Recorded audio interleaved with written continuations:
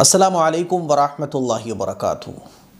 15 शाबान की रात, जिसको हम और आप शब बराअत के नाम से जानते हैं, ये बड़ी फ़जीलत वाली, बरकत वाली, मग़फ़रत वाली रात है।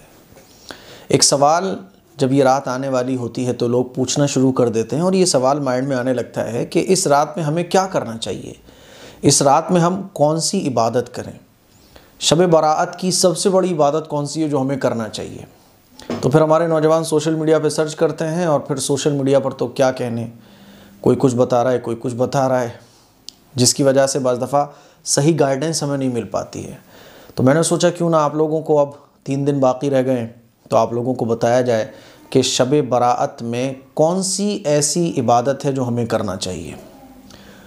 कोई कुछ बता रहा है, कोई कुछ बता रहा है। एक तो मैं देख रहा था कि उस वीडियो में बताया जा रहा था कि शब बराअत में 15 शाबान की रात में जो है ना, इस तरह से इतनी रकत पढ़ो और एक रकत में ये सूरत पढ़ो, दूसरी में ये पढ़ो, इस तरह से कोई नमाज़ पढ़ेगा, ये इतनी रकत, शायद 12 रकत कोई बता रहा था, कोई 10 बता रहा था, तो ऐसा हो जाएगा, वैसा हो जाएगा। मैं तो सर पकड़ के बैठ गया कि भाई ये कौन सी हदीस से बता रहा है आखिर। तो इस बात को खूब अच्छे तरीके से समझा जाए कि 15 शाबान की रात शब बराअत में कोई ख़ास इबादत हदीस से साबित नहीं है। कोई ख़ास अमल, कोई ख़ास वजीफ़ा ऐसा हो कि शब बरात की कोई बहुत बड़ी इबादत हो, ऐसा कुछ भी नहीं है। शब बरात अल्लाह से एक मांगने की रात है, अल्लाह को मनाने की रात है, अल्लाह को राज़ी करने की रात है, अपनी ज़िंदगी को पाक साफ़ करने की रात है कि चलो जो कुछ हमारी ज़िंदगी में गुज़र गया वो गुज़र गया। ए अल्लाह, अब हम अपनी ज़िंदगी को बिल्कुल क्लियर गुजारने की कोशिश करेंगे, गुनाह नहीं करेंगे, तेरी नाफरमानी नहीं करेंगे, नमाज नहीं छोड़ेंगे। ए अल्लाह, तू अब हमारी झोली में माफ़ी डाल दे और हमारे गुनाहों को माफ़ फरमा दे। क्योंकि इस रात में अल्लाह ताला जो है ना, रहमत, अल्लाह की रहमत जो है ना, वो जोश में आती है और अल्लाह ऐलान लगवाता है कोई मुझसे माफ़ी मांगने वाला।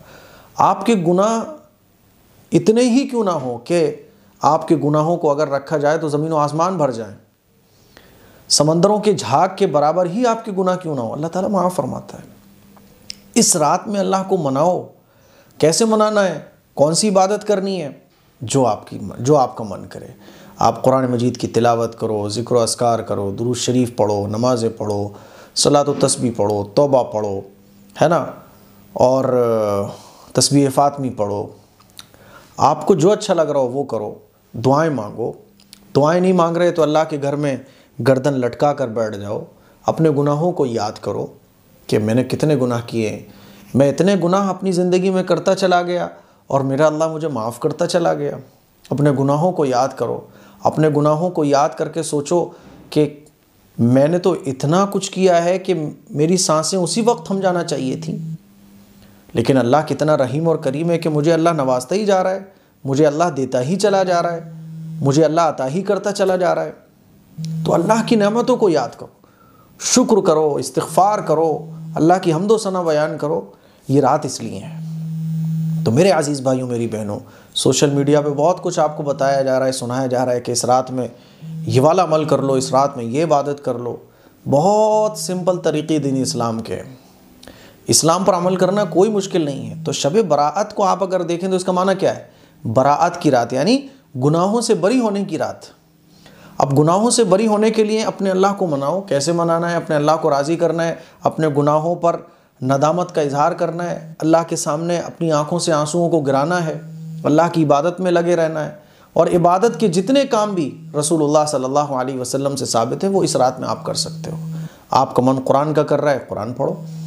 आपका मन तस्बीह पढ़ने का कर रहा है, तस्बीह पढ़ो। आपका मन दुआएं मांगने का कर रहा है, दुआएं मांगो, ठीक है ना। तो इस तरह से शब बराअत की कोई ख़ास इबादत हदीस से साबित नहीं है। कोई ख़ास अमल, कोई ख़ास तरीक़ा, कोई शब बरात की बहुत बड़ी इबादत हो वो की जाती हो, ऐसा नहीं है। जैसे कि एक मस्जिद में मैंने देखा, वहाँ इमाम साहब जो है ना, नफल नमाज जमात से पढ़ा रहे हैं। मैंने देखा भाई ये क्या हो रहा है कि नफल नमाज की जमात चल रही है। तो भाई ऐसा कभी ऐसा हुजूर ने नहीं किया, साहबा ने नहीं किया।